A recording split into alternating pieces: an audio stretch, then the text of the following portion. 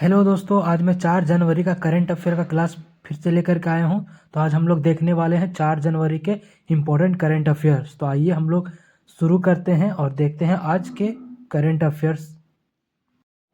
पहला क्वेश्चन है, हर साल अंतर्राष्ट्रीय मन शरीर कल्याण दिवस international mind body wellness day किस तिथि को मनाया जाता है? पहला ऑप्शन है 1 जनवरी, दूसरा 2 जनवरी, तीसरा 3 जनवरी और चौथा है 31 दिसंबर।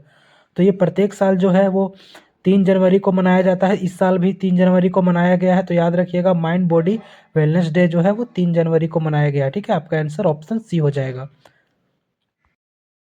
दूसरा क्वेश्चन है, 44वीं junior national kho kho championship किस शहर में शुरू हुई है? ऑप्शन है नई दिल्ली, बेंगलुरु, पुणे, गुवाहाटी। तो अभी हाल ही में खो खो चैंपियनशिप का जो junior national kho kho championship अभी आरंभ हुआ है, वो जो है वो बेंगलुरु में हुआ है। तो इसको याद रखिएगा, बेंगलुरु में जो है खो खो चैंपियनशिप का आयोजन किया गया है। ठीक है, तो इसका आंसर ऑप्शन बी हो जाएगा, बेंगलुरु। नेक्स्ट है 3 नंबर, वर्ष 2025 के प्रतिष्ठित इको साहित्य सम्मान से किसे सम्मानित किया गया है? IFFCO साहित्य सम्मान से किसे सम्मानित किया गया है? आपके ऑप्शन है ममता कालिया, मृदुला गर्ग, नासिरा शर्मा और मैत्री पुष्पा। 4 ऑप्शन है। तो इसमें जो अभी हाल ही में जो है वो प्रतिष्ठित इक्को साहित्य सम्मान जो है वो हिंदी लेखिका है, इनको दिया गया है। इनका जो नाम है वो है मैत्री पुष्पा, इमेज में दिख रहा है। इन्हीं को ये साहित्य सम्मान से सम्मानित किया गया है। तो इसका आंसर जो हो जाएगा ऑप्शन नंबर डी हो जाएगा। तो याद रखिएगा, इसका आंसर ऑप्शन डी होगा। नेक्स्ट 4 नंबर है, किस देश ने जन्म दर बढ़ाने के लिए गर्भ निरोधकों पर कर लगा दिया है? पहला ऑप्शन है चीन, रूस, जापान, इटली।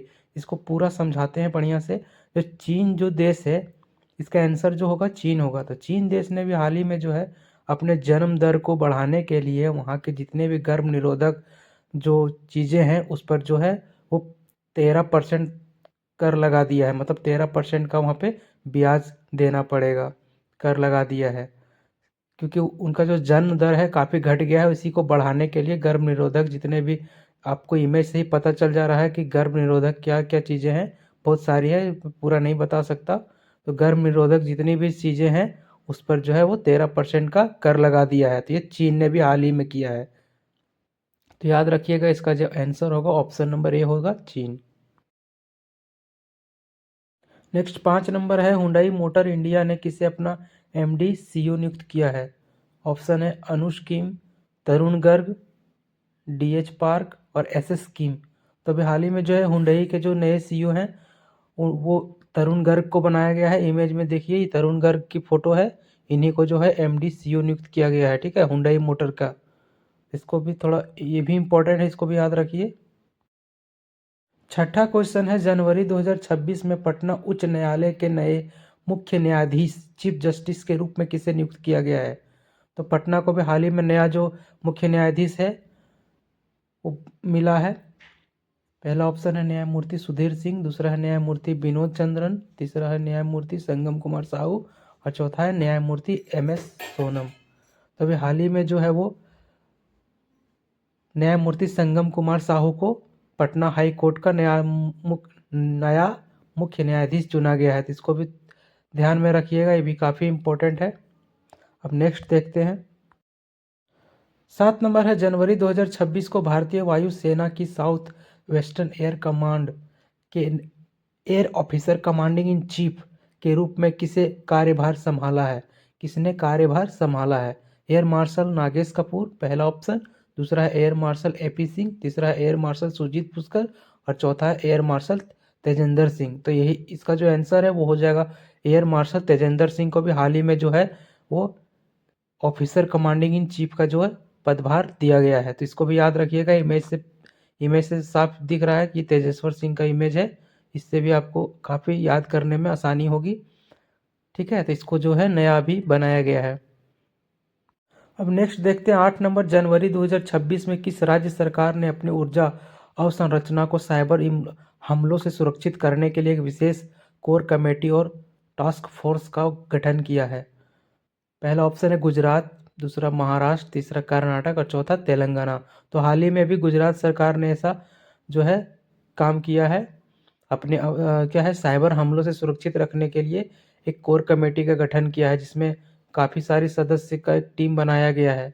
तो इसको ध्यान में रखिएगा। इसका आंसर जो हो जाएगा ऑप्शन ए हो जाएगा, गुजरात। नेक्स्ट 9 नंबर है पिपरावा। पिपरावा के पवित्र अवशेषों की अंतर्राष्ट्रीय प्रदर्शनी का उद्घाटन कहाँ हुआ है? कुशीनगर उत्तर प्रदेश, सारनाथ उत्तर प्रदेश, बोधगया बिहार और नई दिल्ली। तो अभी हाल ही में जो है वो नई दिल्ली में पवित्र पिपरवाह अवशेषों के अंतर्राष्ट्रीय प्रदर्शनी का उद्घाटन हुआ है, जिसका उद्घाटन अभी हाल ही में हमारे भारत के प्रधानमंत्री नरेंद्र मोदी ने किया है। तो इसको भी ध्यान में रखिएगा, ये दिल्ली में हुआ है। ठीक है। नेक्स्ट है 10 नंबर क्वेश्चन। जनवरी 2026 में किस राज्य सरकार ने अपने कर्मचारियों के लिए अंतिम मूल वेतन का 50% पेंशन देने की गारंटी वाली एश्योर्ड पेंशन स्कीम की घोषणा की है? तो पहला ऑप्शन है उत्तर प्रदेश सरकार, दूसरा तमिलनाडु, तीसरा राजस्थान और चौथा मध्य प्रदेश। तो वह हाल ही में जो है तमिलनाडु सरकार ने एक नई पेंशन योजना स्कीम लागू किया है, जिसका नाम एश्योर्ड पेंशन स्कीम रखा गया है। तो इमेज में देख रहे हैं ये तमिलनाडु के सीएम हैं, इन्होंने ही ये घोषणा की है। इसका आंसर जो हो जाएगा तमिलनाडु हो जाएगा। ठीक है। अगर ये वीडियो आपको अच्छी लगी होगी तो वीडियो को लाइक कर दीजिएगा और चैनल को सब्सक्राइब कर दीजिएगा। आगे कल फिर मिलेंगे नए वीडियो के साथ और 5 जनवरी के करंट अफेयर के साथ। ठीक है। वीडियो देखने के लिए आपका बहुत बहुत धन्यवाद।